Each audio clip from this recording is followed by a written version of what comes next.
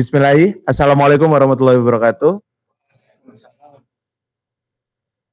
Tapi pun, oke, hari ini kita balik lagi ke Connecting the Future CTF. Hari ini lagi bareng-bareng sama Himpunan Mahasiswa Jurusan Kimia Fakultas FMIPA Universitas Lampung periode 2025 ya? Iya. Benar ya? Oke. Hari ini kita akan bareng-bareng ngobrol sama kawan-kawan dari kimia. Kebetulan di kubu kanan yang berjaket hitam ada Alvin. Iya. Kebetulan bukan kebetulan ya, karena udah mode misioner, nggak kebetulan kayaknya. Diamanakan menjadi ketua umum ya, kepemimpinan rombongan ini ya. Iya. Terus di pojok kanannya juga ada Rizka ya. Ya betul? Tenang. Terus ada Wahyu keep smile. Terus di ujung ada Radita, dipanggil Dita, boleh ya? Oke. Terima kasih untuk kawan-kawan yang sudah hadir di sini pada kesempatan kali ini, pada momen CTF hari ini. Kita akan bareng-bareng ngebahas soal strategi menutup celah kompetensi di era transisi energi. Oke. Ada yang udah pakai motor listrik atau mobil listrik di sini? Belum ya? Belum ya? Niatnya udah ada ya? Katanya itu bukan kendaraan masa depan kalau dari listrik. Dari air katanya masa depan tuh. Oke. Free memory ya? Oke. Pada hari ini kebetulan kawan-kawan kan dari jurusan kimia dan kawan-kawan yang ada di terhubung ini sebenarnya mayoritas kebanyakan anak sospol, anak sosial politik. Nah, kita tuh awam soal jurusan kimia ini. Kebetulan kita di SMA-nya IPS juga. Nah, mungkin bisa dijelaskan apa yang disebut dengan apa aja yang melatar belakangnya adanya jurusan kimia ini. Terus belajar apa aja sih di kimia, sampai di endingnya prospek ataupun peluang karirnya ataupun prospek kerjanya itu sebagai profesi apa gitu. Mungkin bisa dijawab oleh Alvin, silakan. Baik, sebelumnya mungkin izin memperkenalkan diri terlebih dahulu ya Bang. Nama saya Alvin Verlizi Febrian Herwanto, biasa dipanggil Alvin. Saat ini saya adalah mahasiswa jurusan kimia angkatan tahun 2023 di FMIPA Universitas Lampung. Nah, ngomong-ngomong dan bicara soal jurusan kimia sendiri, pastinya kata kimia sendiri itu udah nggak asing mungkin ya Bang, di telinga teman-teman semua.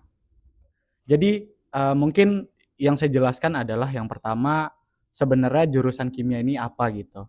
Jadi kimia ini merupakan jurusan yang mempelajari mengenai suatu molekul dan reaksi gitu. Jurusan kimia ini berfokusnya ke arah bagaimana kita mempelajari suatu reaksi atau mekanisme itu terjadi. Nah, jurusan kimia ini merupakan penghubung dari jurusan-jurusan seperti biologi, fisika, farmasi, dan lain sebagainya. Karena pada dasarnya adalah setiap apapun di muka bumi ini merupakan tersusun dari zat-zat kimia gitu Bang. Nah jadi mungkin itu kalau mengenai kimianya sendiri. Dan kenapa sih jurusan kimia ini bisa eksis? Itu adalah utamanya menjawab mengenai kebutuhan industri di dunia gitu. Jadi sesuai dengan apa yang kita pelajari, kita itu mempelajari tentang material-material, kemudian reaksi, molekul, dan lain sebagainya. Itu merupakan jawaban dari kebutuhan di dunia industri gitu Bang. Jadi itu yang melatar belakangi adanya si jurusan kimia ini. Kemudian untuk prospek kerja sendiri, jurusan kimia ini sebenarnya cukup luas Bang. Kita itu bisa menjadi akademisi tentunya, kemudian bisa menjadi peneliti gitu. Misalnya di BRIN, Badan Riset di Indonesia, kemudian kita juga bisa terjun ke kewirausahaan, seperti misalnya produk kosmetik, kemudian energi-energi terbarukan, energi hijau, dan lain sebagainya. Mungkin gitu sih Bang kalau untuk jurusan kimia itu sendiri. Oke. Oke, oke, oke. Sebagai penghubung ya. Iya, benar, Bang. Sebagai penghubung yang pada akhirnya menghubungkan dengan jurusan-jurusan lain seperti Iya, biologi dan iya, lain. iya. Oke, oke. Jadinya terhubung tuh ya. Itu Iya, dia, iya, iya, iya. sesuai. Oke. Jadi sebenarnya untuk tantangannya sendiri untuk di jurusan kimia ini sebenarnya apa, Ben? Oke, Bang, Hmm. mungkin kalau untuk tantangan sendiri, karena kita ini adalah jurusan murni gitu ya, Bang, bukan terapan seperti teknik kimia ataupun pendidikan kimia, jadi, peluang kita itu besar gitu. Istilahnya cakupan yang kita ambil itu terlalu besar dan, banyak nantinya di industri itu cakupan-cakupan yang, bisa kita masuki namun itu sebenarnya ranah daripada jurusan ataupun prodi lain seperti itu. Jadi, selain itu juga mungkin khususnya di daerah Lampung ini sendiri ya, Bang, untuk, misalnya industri-industri kimia itu tuh belum, merata gitu. Itu tuh masih, di beberapa daerah ada tempat-tempat industri seperti di mungkin Tanjung Bintang gitu ya, Bang, di Bandar Lampung ini. Namun di sebagian wilayah khususnya di Lampung ini, terkait, lapangan kerja di jurusan kimia ini masih, terhitung kurang gitu, Bang. Jadi, mungkin saat ini nih jurusan atau lulusan dari jurusan kimia ini sendiri, banyaknya pastinya mencari, nantinya lapangan kerja yang emang sesuai dengan apa yang kita pelajari dan tempatnya itu di Lampung ini belum mencukupi. Jadi kita itu, pergi keluar gitu, khususnya di Pulau Jawa sih, Bang. Oke, Mhm. masih terpusat ya. Iya, benar, Bang. Oke. Oke, lanjut lagi. Saya penasaran ke Wahyu Keep Smile nih, ya kan? Berangkat tadi apa yang disampaikan oleh Alvin, di mana jurusan ini kimianya kimia aja menurut kita sudah asing ya. Iya. Ternyata kimia masih dibagi lagi dengan beberapa hal. Ya kan, lebih ke khusus ya, ada Iya. kimia terapan dan lain-lain. Nah, kira-kira menurut Alvin, Wahyu, Wahyu Mhm. kena bisorot, ya kan? Keterampilan teknis spesifik apa yang harus dikuasai untuk seorang lulusan sarjana kimia buka kurung murni? Yang pada hari ini tantangannya adalah mau jadi spesialis apapun mau jadi generalis. Yang pada akhirnya kita hari ini ya kamu bisa apa? Itu yang jadi tantangannya. Mungkin bisa dijawab oleh Wahyu, silahkan. Oke, terima kasih ya Bang untuk waktu dan Ya. kesempatannya. Jadi mungkin saya Wahyu mewakili teman-teman dari kimia. Bahwasannya kami selaku mahasiswa kimia ini dituntut untuk menginterpretasikan ilmu yang kami peroleh untuk kemudian diaktualisasikan dalam berbagai macam instrumen. Instrumen itu apa? Jadi secara spesifik kimia itu bukan hanya mempelajari sekedar bagaimana proses ini terbentuk, namun bagaimana kita mencari alternatif agar yang dihasilkan itu lebih efektif. Misalnya mungkin teman-teman udah pernah dengar gitu atau mungkin Abang udah pernah dengar yang namanya Nikuba.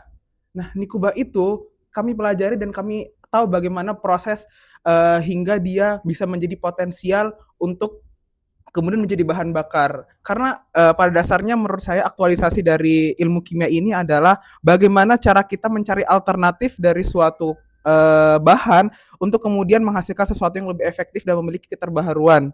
Selain daripada itu juga untuk jurusan kimia yang seperti Abang bilang tadi, apakah menjadi spesialis atau generalis, itu menurut saya bisa keduanya, namun kita juga bisa fokus ke aspek spesialisnya. Bagaimana nanti dalam proses keterhubungan yang udah dijelaskan sama saudara Alvin tadi, bahwasannya kita tahu di jurusan kimia kita mencari alternatif dan kemudian mengimplementasikannya. Bahkan kita tahu banyak orang-orang yang sukses hari ini mereka bermuara dari jurusan kimia karena mereka tahu hal dasar, prinsip, molekul ataupun sehingga suatu molekul ataupun bahan itu dijadikan aspek yang lebih penting gitu. Kalau dulu dulu orang mungkin berpikiran bahwasannya air ataupun bahan-bahan tertentu gitu ya tidak bisa difungsikan untuk berbagai hal. Namun hari ini ketika kita mempelajari kimia, maka kita bisa mempelajari potensi dari suatu bahan. Bahkan tempurung kelapa yang saat ini bisa menjadi limbah di suatu tempat, bisa menjadi fungsional banget di tangan anak kimia. Sefungsional itu Bang untuk jurusan kimia. Jadi saya pikir spesialisasi dari jurusan kimia ini juga cukup mendalam dan bisa menjadi potensi untuk menghadapi tantangan di masa depan gitu Bang. Oke, mantep. Kayaknya kamu cocok ke akademisi deh. Oke. Sebelum itu saya menarik tadi Nikuba. Iya. Balik lagi. Kita ini awam. Nikuba itu apa, Fir? Yo. Iya. Nikuba itu merupakan alat yang dibuat oleh suatu individu gitu ya Bang. Dan ini udah banyak beredar di internet gitu. Bahwasannya itu digadang-gadang akan menjadi alat yang akan menggantikan proses bahan bakar kita. Alat yang akan menghasilkan suatu bahan yang nanti bahannya itu akan menjadi kompositor untuk bahan bakar kita. Mungkin dulu kita digembor-gembor bahwasannya, oh dulu itu akan ada penggunaan air sebagai pengganti bahan bakar dan kemudian dilengsarkan karena berbagai macam kepentingan yang tumpang tindih gitu. Kalau kami dengar alasan-alasannya di zaman dulu. Cuman sekarang mencuat kembali Bang terkait dengan Nikuba. Nikuba itu instrumen untuk membuat alat, instrumen yang kemudian menjadikan suatu air untuk selanjutnya menjadi kompositor bahan bakar untuk kendaraan bermotor gitu. Oke, berarti energi listrik bukan apa? Kendaraan listrik bukan kendaraan masa depan ya? Ya pada akhirnya habis kan itu. Iya benar. Zero emisi kan? Benar. Nggak kan karena sekarang hari ini adalah tantangannya adalah katanya energi mobil listrik ataupun kendaraan listrik adalah kendaraan yang ramah lingkungan. Tapi baterainya nggak ramah. Iya. Katanya seperti itu kan paradoksnya di situ. Iya. Nah, pada akhirnya transformasi menuju energi hijau dan keberlanjutan itu menurut kalian mungkin bisa dijawab oleh Dita. Menurut pandangan Radita dan menurut pandangan perempuan nih, kira-kira mungkin nggak sih pada akhirnya energi hijau ataupun berkelanjutan itu bisa terwujud gitu loh? Mungkin bisa dijawab. Oke Kak, sebetulnya kalau misalkan terwujud itu pasti bisa terwujud. Karena kami aja di kimia itu ngebahas tentang ada namanya itu mata kuliah kimia lingkungan. Nah, kimia lingkungan itu dia bakal ngebahas tentang kayak polutan-polutan. Polutan itu apa sih? Kayak limbah. Limbah yang ada di industri dan sebagainya. Nah, itu tuh gimana cara kita bakal mengurangi itu. Nah, menguranginya itu pakai molekul atau zat-zat tertentu. Misalnya kayak polutannya itu nitrogen atau CO2. CO2 itu apa sih? CO2 itu hasil pembakaran dari gas kayak misalkan kendaraan bermotor, tapi knalpotnya pembakarannya tidak sempurna. Nah, itu menghasilkan gas CO2 yang menyebabkan atmosfer yang ozon itu menipis. Nah, itu juga bakal bisa diserap oleh zat-zat tertentu yang kita sebut juga biasanya itu bisa pakai membran. Membran itu apa sih? Membran itu kalau misalkan kita orang awam tuh kayak hal kecil, kayak komponen terdasar dari suatu sel gitu. Nah, itu kayak bahasa yang mudah dipahami aja sih Kak sebetulnya.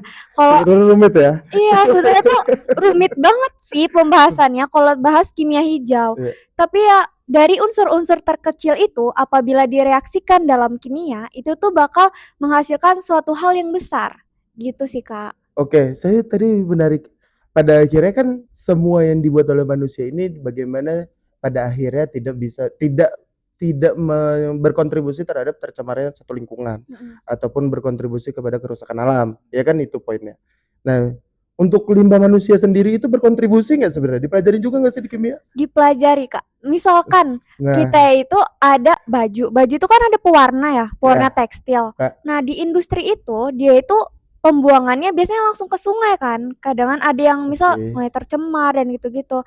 Itu tuh dia biasanya kalau kita di orang kimia bisa menanggulangi itu make namanya gini. Pewarnanya itu biasanya mengandung malecit green. Malecit green itu adalah suatu hal yang menjadi pewarna khasnya. Pewarna khas itu yang memberi warna di tekstil itu.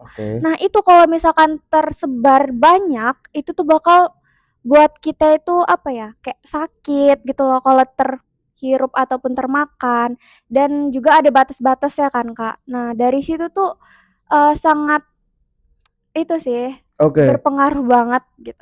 Ya, karena gini, saya jurusan pemerintahan. Kita juga salah satu program dari suatu pemerintah ataupun negara itu bagaimana mewujudkan SDGs, gimana mewujudkan Sustainable Development Goal yang pada akhirnya, tapi paradoksnya adalah di 3 pilar, sosial, ekonomi, dan lingkungan, yang hari ini itu tidak bisa berjalan beriringan. Nah, apakah yang tadi kamu sampaikan, kalau kita ingin mendahulukan soal lingkungan, ya pada akhirnya akan mempengaruhi sektor ekonominya, sehingga menurunkan margin keuntungannya. Nah, kira-kira kalau kita ini berandai-andai ya, misalnya terhubung bikin kaos deh, yang bikin zero emisi lagi. Betul nggak sih kalimatnya? Bener ya? Zero emisi gitu. Yang pada akhirnya tidak ada limbah dari pembuatan hal tersebut. Kira-kira biaya produksinya itu akan lebih murah, sama, atau lebih mahal dibandingkan bikin yang seperti yang sudah ada pada hari ini, termasuk baju yang lagi kita pakai, gitu. Sebetulnya itu kalau dalam tahap riset pasti butuh hal yang besar gitu ya, Kak, untuk mencapai sesuatu. Jadinya kalau kami di kimia juga tuh diajarin di kimia industri, itu ada konversi satuan atau hitungan-hitungan gimana caranya proses industri ini bisa nurunin dari biayanya gitu, Kak. Jadi tuh sebetulnya saling berkesinambungan sih, Kak. Kalau misalkan ada penyebabnya itu, kita bakal bisa nuruninnya juga. Oke, kalian ada praktikum ataupun ini nggak sih? Ada ya? Ada, Kak. Bisa nggak sih kita bikin baju itu sebagai tugas praktikum kalian? Bisa banget, bisa. Oke ya, bisa ya. Oke. Ya pada akhirnya tadi yang disampaikan sama Alvin juga, kebanyakan opportunity-nya itu di luar. Iya kan, di luar daripada di Pulau Sumatera ataupun di Lampung. Nah, bagaimana kita menciptakan opportunity yang ada di Lampung? Mungkin salah satunya dengan membuat seperti itu yang tadi juga disampaikan sama Wahyu, bahwasannya ya dengan kemampuan kimia ini dan tadi sebagai penghubung dan lain-lain, yang pada akhirnya bisa lebih efektif dan lebih optimal karena punya pengetahuan dan ilmu itu, gitu. Oke, baju nih satu ya, catat ya. Besok kita bikin lagi, sekalian merchandise belum ada soalnya. Tapi kita nggak mau yang biasa, kayaknya zero emisi menjadi satu unique selling point ya. Siap. Oke. Benar banget, Kak. Oke, menarik. Ini di ujung nih, lihat-lihat aja ini, nggak ngomong-ngomong ini. Oke, mungkin boleh. Pegang aja dulu. Oke. Sama Rizka. Bukan Rizkan ya? Bukan ya? Rizka ya? Oke, Rizka. Nah, tadi juga yang sudah disampaikan, pada akhirnya banyak hal yang kita hari ini pelajari, apalagi di jurusan kimia, di mana ini berimplikasi langsung kepada lingkungan, berimplikasi langsung juga kepada kita. Nah, kira-kira pandangan Rizka sendiri untuk proses bagaimana menanggulangi yang tadi sebenarnya perpanjangan jawaban yang dihasilkan oleh Alvin. Kira-kira bagaimana kita menciptakan peluang selain buka usaha ya? Ada nggak sih opportunity lain yang kita bisa realisasikan di Lampung? Soal jurusan kimia yang bisa dijadikan profesi. Kira-kira kalau menurut kamu nih, kamu pribadi, kamu mau merantau apa mau stay di Lampung bikin usaha? Izin untuk menjawab, kalau aku sendiri stay di Lampung dan membuka usaha. Oke, kira-kira udah kepikiran belum usahanya apa? Mungkin untuk usaha sendiri dari aku kayak kan aku sendiri dari jurusan kimia nih, aku pingin mungkin kayak membuka modal usaha yang berfokus ke kimia, yaitu kosmetik mungkin atau kayak skincare gitu. Oke, banyak orang kaya dari skincare itu jujur. Iya. Iya, tapi kan pada akhirnya gini, ini seawam kita ya, pada akhirnya emang bisa kita langsung, kalian sebagai lulusannya langsung bikin produk gitu tanpa ada sertifikasi kayak anak-anak farmasi kalau mau bikin obat gitu. Apakah modelnya sama atau gimana itu? Untuk prosesnya itu mungkin beda ya, Kak. Hmm. Kalau misalkan, kita sendiri mau memulai, usahanya itu sendiri, kalau sendirian itu mungkin, agak berat Ya. karena mungkin kita harus punya relasi juga. Terus, mungkin ke sertifikasi dari produk yang akan kita jual itu, mengurus-mengurus, administrasinya, terus, kecocokan bagi, orang-orang yang memakainya, gitu sih, Kak. Oke, ya itu. Berarti jawabannya terhubung. Iya. Iya, biar pada akhirnya relasi itu juga bisa mewujudkan apa yang lagi kita inginkan kan. Nah, gitu. Oke, Rizka. Rizka masih tegang ini. Apa yang dipikirin? Hah? Santai, santai, santai, santai. Oke. Tadi topik pertama tadi kita udah bahas di mana bagaimana sih transformasi apa lagi tadi? Transformasi menuju energi hijau dan berkelanjutan. Nikuba sip sih. Info lagi nih dari Wahyu. Iya kan? Nah, mungkin balik lagi ke Alvin. Vin, pada hari ini kan dari salah satu yang tadi kita obrolin juga ya, bahwasannya ada ya itu. Saya bilangnya apa ya? Ya ini kearifan lokal. Di Indonesia memang sudah sering namanya ada kesenjangan. Kalau merata itu memang kayak bukan di Indonesia gitu kayak kesannya ya. Oke. Ya, di mana kesenjangan antara kurikulum dan kebutuhan industri. Yang di mana kalian tadi menyebutkan yang kayak kimia industri, teknik kimia, terus pendidikan kimia. Sebenarnya itu jurusan-jurusan yang di luar dari kalian. Ada juga seperti itu, yang langsung spesifik. Kalau tadi bahasa Alvin kimia terapan ya, yang langsung spesifik kepada case-case-nya ataupun konteks ataupun objeknya langsung. Nah, kira-kira sebenarnya kebutuhan industrinya itu apakah bisa dijawab dengan generalis seperti kalian secara tidak langsung kan kalian belajar semuanya nih, ya kan?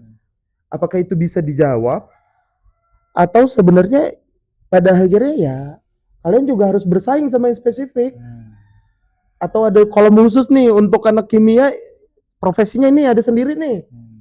Kalau yang anak kimia pendidikan kimia nggak bisa daftar, teknik kimia nggak bisa daftar. Kira-kira gimana itu soal itu? Oke, mungkin izin jawab ya Kak mengenai pertanyaan tersebut. Tentunya yang pertama mungkin kita bahas soal kurikulum. Jadi di jurusan kimia FMIPA Universitas Lampung itu sendiri terkait kurikulum adalah kita itu disiapkan untuk belajar secara teori dan juga kuat secara praktik. Jadi meskipun di sini kita mengambil strata S1, kita itu juga diberikan pembekalan mengenai praktikum-praktikum gitu yang ada dan terhubung di jurusan kimia yang bisa kita jadikan landasan ketika nanti kita masuk ke dunia industri gitu. Nah, menjawab soal tadi kesenjangan mungkin ketika nanti kita lulus, apakah nanti lowongan pekerjaan kita akankah ada spesifik untuk kimia atau tetap universal? Sejauh yang saya ketahui ya Kak, untuk jurusan kimia ini sendiri itu tuh sebenarnya belum ada terkait spesifikasi bahwasannya lowongan pekerjaan ini khusus untuk jurusan kimia gitu. Karena pada sejatinya khususnya di lingkungan MIPA, kami ini kan adalah saintis gitu. Nanti ketika lulus kita mendapatkan gelar sarjana sains. Jadi fokusnya adalah bagaimana untuk menguasai teori, meneliti dan mengembangkan. Seperti yang sudah disampaikan oleh teman-teman saya bahwasannya kita ini mencari gitu. Bagaimana cara melakukan sesuatu dengan efisien dan efektif gitu. Atau tadi disinggung juga mengenai zero waste dan segala macam. Untuk sebenarnya pekerjaan sendiri kita itu masih banyak bersaingnya sih Kak. Sejauh ini khususnya di Indonesia ini. Kenapa? Karena itu tadi selain masih banyaknya kesenjangan, industri-industri di Indonesia ini belum termaksimalkan gitu. Khususnya di Lampung masih banyak tempat-tempat yang industri-industri mungkin yang belum dapat mengelola limbah secara efektif dan lain sebagainya, itu sebenarnya menjadi salah satu poin kesempatan kita gitu untuk dapat mengelola hal-hal yang belum terkelola gitu. Namun jika kita bicara secara umum, apakah jurusan kimia ini nantinya akan dapat lowongan pekerjaan yang spesifik? Itu jawabnya untuk saat ini belum, Kak. Khususnya seperti jurusan kimia dengan biologi, dengan fisika, itu terkadang itu masih satu lowongan pekerjaan, 3 jurusan ini bisa masuk gitu. Kemudian dengan farmasi khususnya di dunia industri obat-obatan, kita itu bersaing dengan mereka. Tapi ada juga ketika posisi di mana sebenarnya kita itu bisa berjalan bergandengan gitu dengan farmasi. Di kimia kita belajar tentang kimia komputasi gitu. Bagaimana cara kita menciptakan suatu molekul 3D dengan bantuan laptop, dengan bantuan tools gitu dari komputer dan lain sebagainya. Nah, di situ kita bisa merancang obat dan kita bisa bekerja sama dengan anak farmasi. Nanti ketika lulus gitu, kita merancang obat, mereka merealisasikan untuk pembuatan obat tersebut dan mereka terkait sertifikasi, mereka memegang hal itu gitu. Jadi kedua komponen ini terkadang itu saling berhubungan. Seperti balik lagi ke awal, kita tuh sebenarnya penghubung gitu. Karena semua hal di dunia ini membutuhkan kimia di dalamnya gitu, Bang. Kayak arsitektur sama anak sipil ya. Iya, kayak gitu kurang lebih. Di arsitektur yang ngedesain, nanti yang bikin Si tukang. Iya, iya. Oke, menarik. Ya pada akhirnya kesenjangan ini timbul kan pada akhirnya ketidaksesuaian antara kebutuhan dan produsennya lah ya. Iya. Yang pada akhirnya yang konteks ini ya perguruan tinggi. Yang dimana kalau tidak bisa diserap ya kenapa harus dibuat? Pertanyaan besarnya kan di sebelah situ. Tapi sebenarnya saya sepakat kalau misalnya S1 itu adalah pembentukan logika, Iya. pembentukan cara berpikir. Nah, keilmuan kita itu akan beradaptasi sesuai dengan kebutuhannya. Iya. Karena kebanyakan juga hari ini tantangannya semuanya pada nggak relate, pada nggak linier sama kecuali akademisi ya, itu mah syarat. Tapi ya balik lagi, kalaupun memang kita ingin beradaptasi ya harus bisa banyak. Karena ditanya bisa apa? Bukan kamu lulusan mana, jurusan apa. Kamu bisanya apa? Gitu loh. Kira-kira Wahyu balik ke Bangka nggak? Balik dong Bang, saya kan putra daerah dari sana. Kita juga putra daerah Lampung nih yo. Kira-kira dari apa yang di hari ini kan Wahyu bedanya Wahyu dengan kawan yang lain adalah Wahyu punya histori di luar dari Lampung. Nah kira-kira tantangannya apa nih selama belajar di Lampung sendiri dibanding di Bangka? Kalau anak Jakarta ke Lampung banyak kan culture shock. Nah siapa tahu kamu kalau dari Bangka ke Lampung shock culture. Enggak, coba deh. Saya ini ada kaget-kagetnya apa sama aja secara lingkungan? Ya baik Bang. Jadi saya itu anak tunggal ya Bang di rumah. Jadi apalagi anak laki-laki ya Bang, anak tunggal laki-laki. Jadi perspektif dari saya pribadi serta pemikiran at the future gitu ke depannya itu harus selinier dan sejalan gitu karena anak laki-laki dan anak pertama tadi. Tentunya orang tua saya pengen yang terbaik dan saya juga pengen yang terbaik gitu. Maka Lampung jadi destinasi dan pilihan utama saya. Karena apa?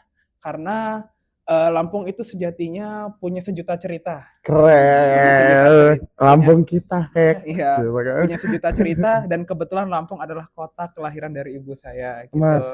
Jadi putra daerah yang ingin menuntut ilmu di kelahiran dari tempat ibunya gitu. Itu sih Bang. Jadi kalau berbicara mengenai culture shock, salah satu kemampuan yang harus dimiliki oleh Gen Z, bukan hanya Gen Z ya Bang, tapi seluruh generasi harus punya ini, satu, adaptasi. Saya pikir adaptasi yang harus dimiliki oleh semua orang itu harus kita coba gencarkan dari sekarang. Makanya ketika ditanya bagaimana cara meningkatkan kapasitas intelektual dan emosional, pesan saya cuma satu, yaitu improve bagaimana cara beradaptasi di lingkungan sekitar, bagaimana cara kita mencari relasi dari nol. perintis gitu ya Bang ya bahasanya mungkin. Tapi gimana yuk, tantangan Gen Z hari ini banyak, anxiety, NPD, overthinking, terus quarter crisis, ya kan? Generasi sandwich,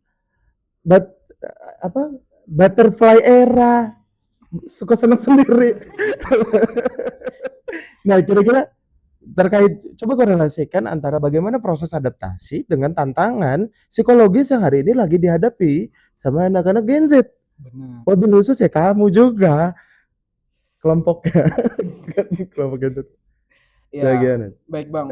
Jadi kalau saya melihat ya secara spesifik dan komprehensif gitu ya Bang. Siap.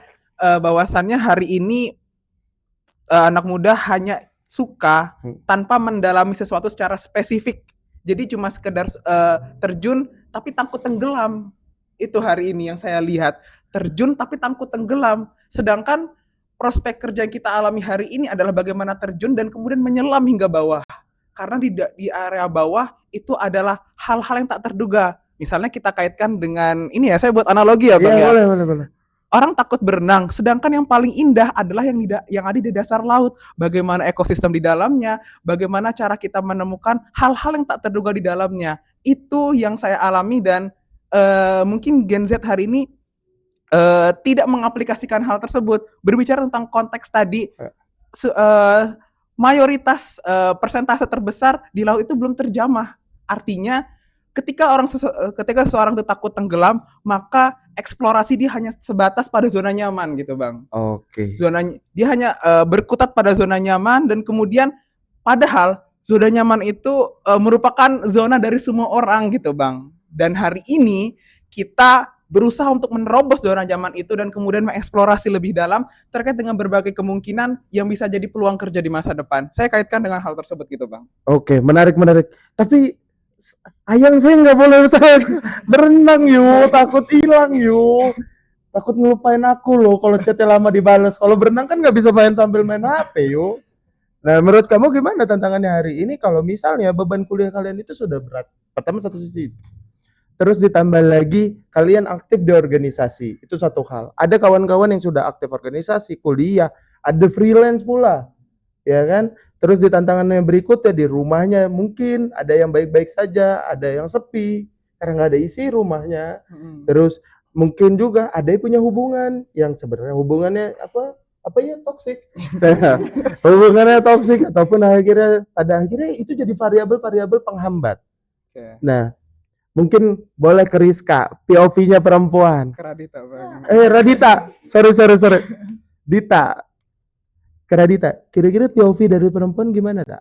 Ngelihat di satu sisi saya seorang laki-laki ataupun kawan-kawan yang lain ini pandangan perempuan ya, lagi pengen berjuang loh dek, iya kan? Lagi ingin berjuang, ingin beradaptasi, ingin cari yang lebih untuk pada akhirnya balik lagi ke kamu di daratan. Kalau kata Wahyu dalam konteks menyelam, ya kan nggak tinggal di dalam itu yuk. Terus kan balik lagi ke daratan. Nah, bagaimana prosesnya? Kita bisa di satu sisi kita tidak melepaskan apa yang hari ini sudah ada, tapi di satu sisi lain kita sama-sama untuk mencari hal baru yang pada akhirnya untuk jadi bekal kita di akhirnya nanti. Nah, kira-kira pandangan Dita gimana tuh soal penyakit Gen Z tadi, terus ya bagaimana proses adaptasi dan lain-lainnya itu? Kalau pandangan dari saya tuh kalau tentang menyelam ya Kak, dan takut ditinggal di daratan, itu mending ikut nyelam juga sekalian karena hakikatnya perempuan juga tuh punya hak yang sama gitu. Terus kalau untuk tentang adaptasi itu nggak hanya ke kaum laki-laki karena sekarang kan kesetaraan gender ya Kak. Jadi tuh semua memiliki hak yang sama. Jadi cewek itu juga bisa beradaptasi dengan hal-hal yang mungkin zaman dulu tuh bilangnya cuma cowok yang bisa nyelesain gitu. Nah, sekarang cewek itu juga harus bisa beradaptasi dimanapun tempat dan apapun keadaannya gitu sih Kak. Berarti Dita milih karir dulu apa pasangan dulu? Kapan? Sekarang. Kalau waktu lulus nanti ada Pak polisi datang. Ya contohnya ada yang meminang atau pada akhirnya ada pacaran yang sudah berjalan tapi tidak bisa. Kalau mau ya kita tetap di Lampung, kamu jangan merantau. Kira-kira Dita pilih yang mana? Kalau misalkan kayak membatasi harus di Lampung itu sih enggak ya, Kak. Hmm. Tapi kalau untuk terlalu terburu-buru jangan deh, karena kita juga kan melihat umur ya, Kak. Pasti sekarang baru 20-an gitu kan, Iya. masih banyak yang tadi, Gen Z itu apa sih trouble-trouble-nya gitu kan. Jadi banyak hal yang harus dipikirin, terutama orang tua juga sih, Kak. Jangan terburu-buru kalau belum punya bekal yang banyak gitu. Oke. Sebanyak apa sih? Sampai penuh, Kak. Sampai penuh. Ujung-ujungnya nggak jadi itu ya biasanya. Oke, menarik. Boleh? Kita balik lagi ke Rizka. Gimana Kak? Pasangan dulu. Oke, dari proses beradaptasi ataupun proses untuk bagaimana berkolaborasi, bersinergi dan lain-lain. Ini kan jadi satu hal yang diharuskan lah di abad 21 ini apalagi. Nah, kira-kira menurut pandangan Rizka dari jurusan kimia sendiri, apakah mata kuliah yang hari ini dipelajari relevan dengan studi kasus hari ini atau kebanyakan ya textbook semua yang pada akhirnya ternyata di Lampung ataupun di Indonesia nggak mempelajari ini ataupun belum pas kayaknya, atau kesusahan nggak sih nyari materi-materinya gitu? Mungkin bisa. Untuk, materinya sendiri itu mungkin, relevan ya Kak, karena, di kimia sendiri itu, kita nggak belajar, teori saja karena kita ada praktiknya juga. Jadi kemungkinan, relevan. Nah, untuk, menunjang ke depan, mungkin, lebih ke karir dulu sih Kak, karena, mungkin, saya anak pertama, jadi saya memilih karir untuk, keberlanjutannya. Itu aja sih Kak. Oke, jadi karir dulu ya. Iya, karir dulu. Bener apa? Iya, bener Kak. Kalau kira-kira nih ada adik sepupu kamu ataupun adik kandung kamu, kira-kira kamu bolehin nggak masuk jurusan kimia?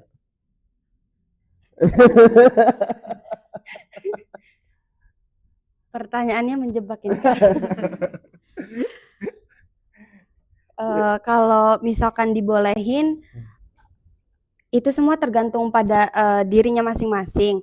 Kalau dari, aku sendiri sih ngebolehin karena, kita itu bisa belajar, di jurusannya atau, keinginannya masing-masing.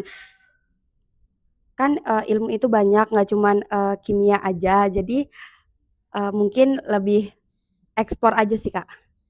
Oke, menarik. Ya, sebenarnya sengaja dari kawan-kawan semua yang sudah hadir pada hari ini, kami dari Terhubung sebenarnya sengaja membuat ini agak singkat. Karena yang pertama, biar ada part 2-nya. Ya kalau langsung terang benderang kayaknya perempuan ini udah tahu kamu ya kan. Nggak misterius lagi ya kan. Dan kedepannya kita juga ingin sama-sama untuk bisa explore lebih. Minimal saya udah tahu lah definisi Nikuba, nilai molekul, reaksi ya kan. Biar pada akhirnya kita juga bisa relate. Nah,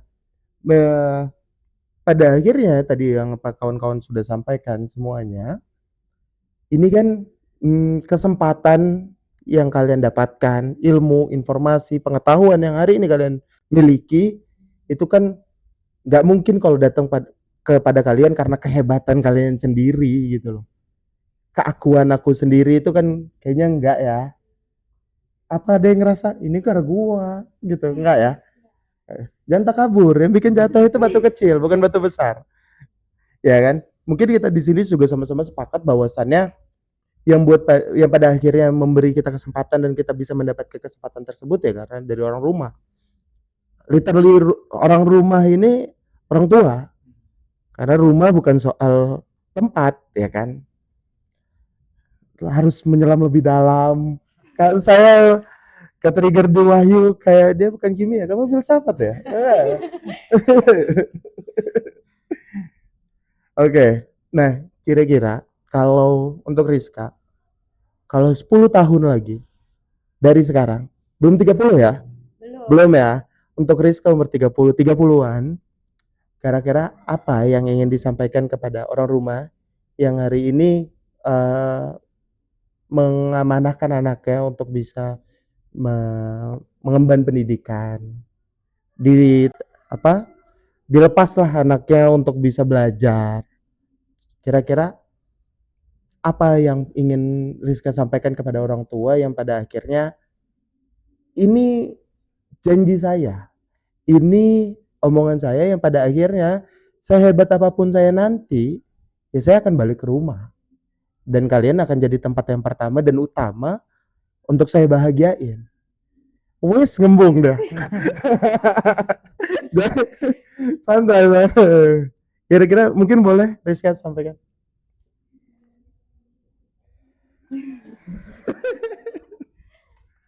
Bisa.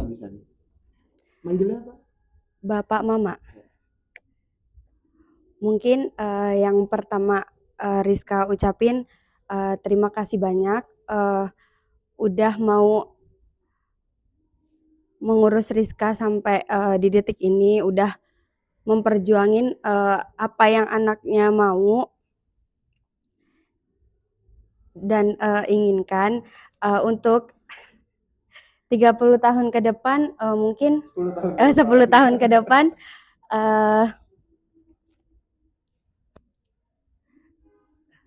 untuk 10 tahun ke depan mungkin Rizka berharap kedua orang tua Rizka masih membersamai Rizka sendiri, kemudian tetap sama-sama berjuang. Kita nggak tahu apa yang akan datang ke depan. Mungkin Rizka berharap tetap temani Rizka sampai Rizka bisa bergantian mengganti apa yang mereka kasih ke Rizka sampai Rizka di detik ini. Itu aja sih, Kak.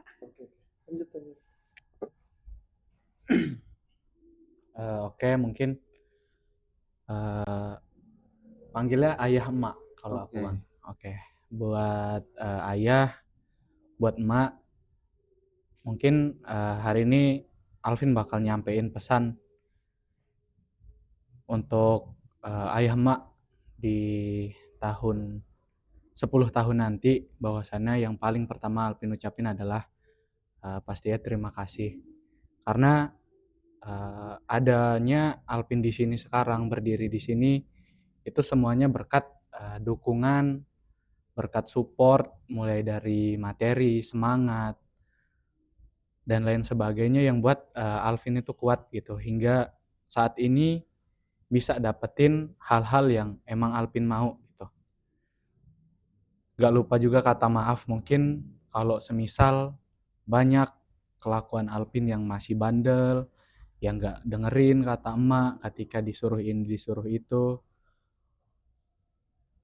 Alvin janji bahwasannya adalah sejauh apapun nanti Alvin pergi, semua yang Alvin usahakan adalah buat ayah sama emak. Karena sejatinya tanpa ayah emak Alvin bukan siapa-siapa gitu. Dan pastinya semua apapun yang Alvin capai hari ini, dalam prosesnya Alvin selalu minta tolong untuk emak sama ayah dibatin melalui doa-doanya gitu.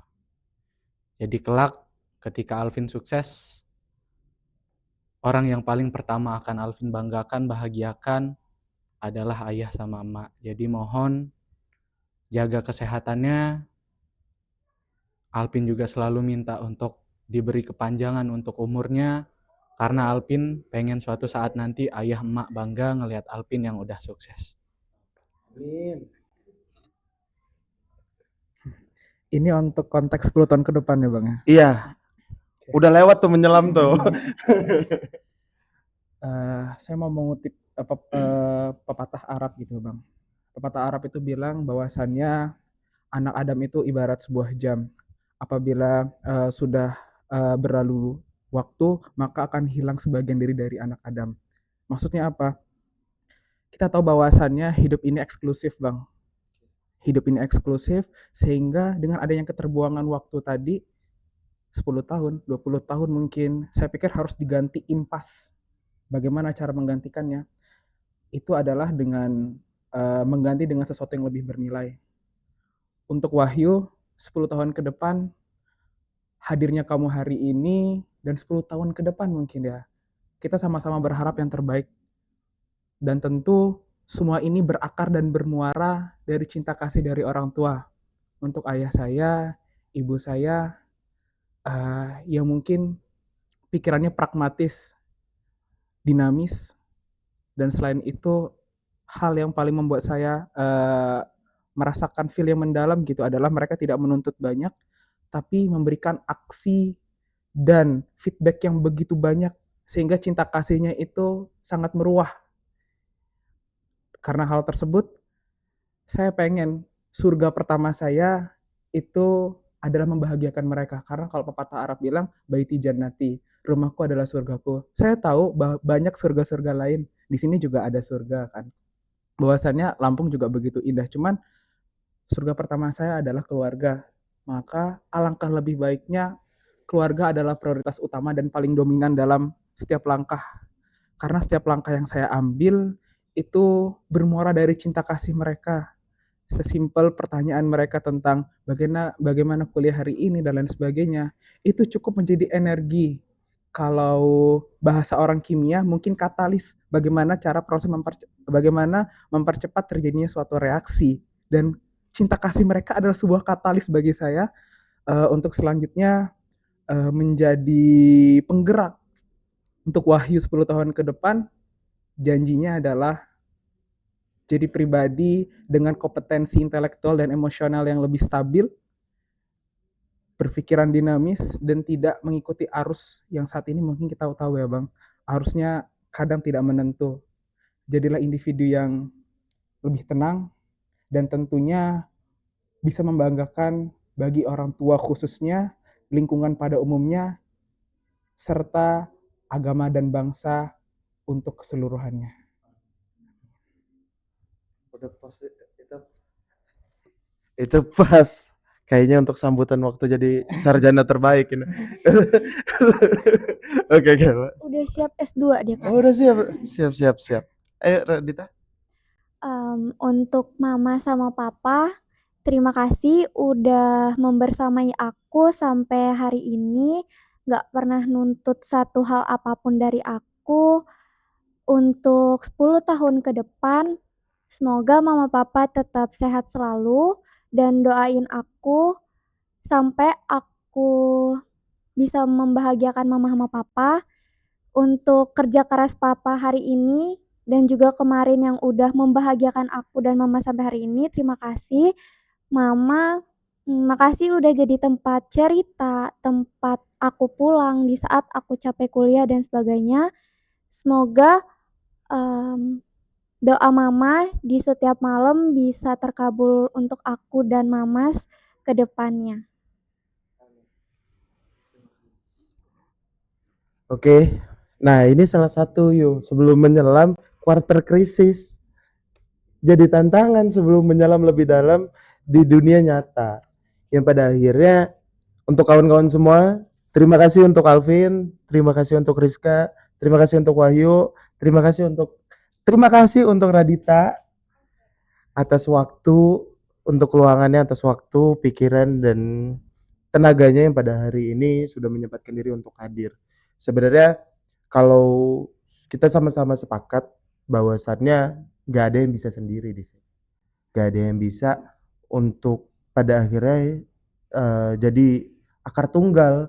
Bahkan seorang Wahyu pun yang anak tunggal pun nggak bisa sendiri, gitu kan.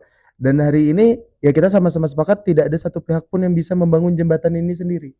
Jembatan itu ada proses kerja kolektif yang bareng-bareng hari ini bisa kita realisasikan dengan kata terhubung itu semua.